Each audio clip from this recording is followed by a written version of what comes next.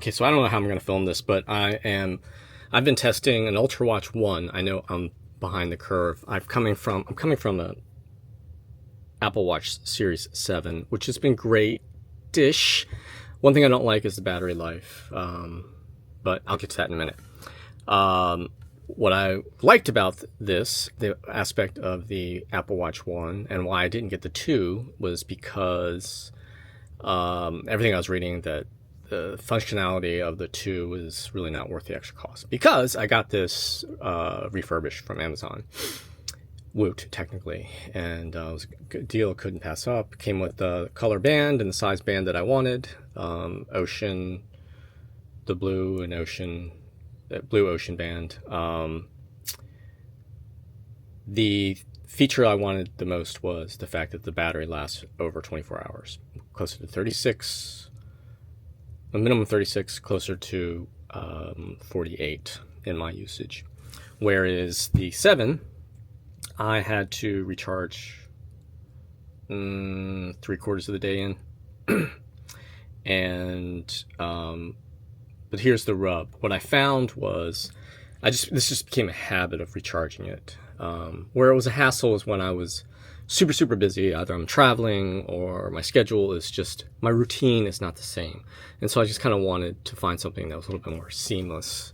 And that's why I wanted the Ultra 1. And of course, the Apple Watch 10 was just released yesterday, or announced yesterday. And unfortunately, I'm sending this back because what the 10 does fixes the problems I have with the Ultra, is that it's just too damn big. If I wanted something clunky or chunky, not clunky, chunky is a more fair description, I just wear my my dress watch, my Rolex Explorer, which I never wear, and that would encourage me to wear that more because it is a smallish, clunky watch. And the thing I like about the 7 and now the X, or the 10, is that it is slim.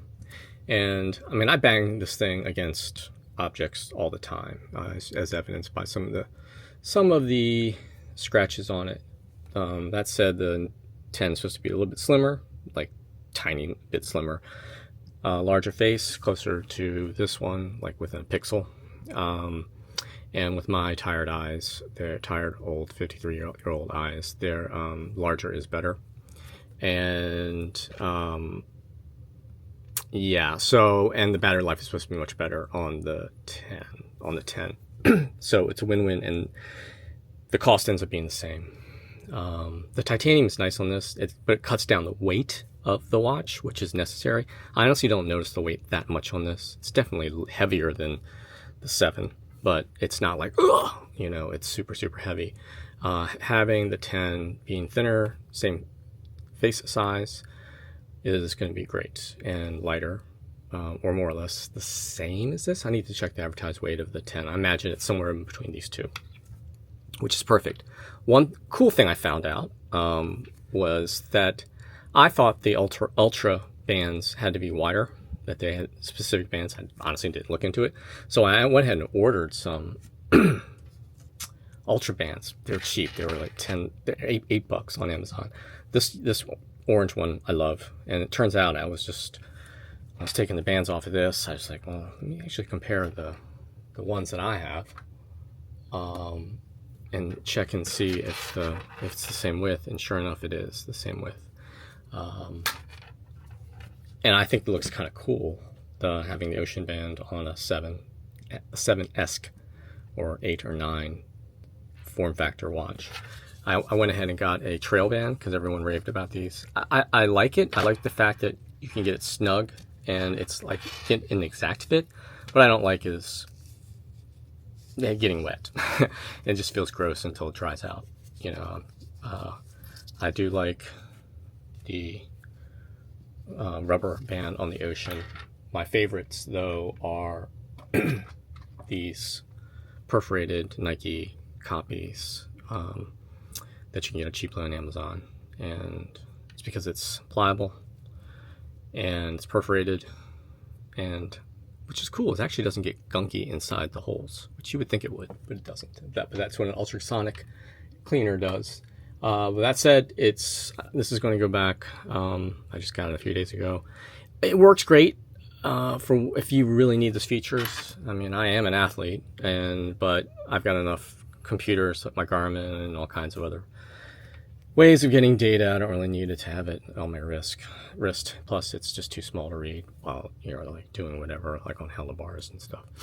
So, and one thing I do like though is the the modular ultra face, because it's used to get at least one more complication, two more complications, and that's handy. Well, what I did find, one thing I was getting annoying about this is I was trying to use this as a camera shutter, and for the longest time it would take forever to boot up.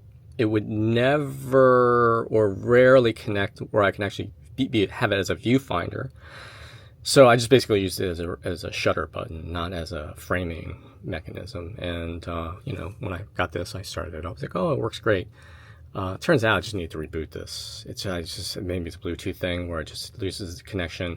Because as soon as I put this back on my wrist, after playing with this for a couple days, I was pleasantly surprised to find out that this worked fine as far as the camera shutter.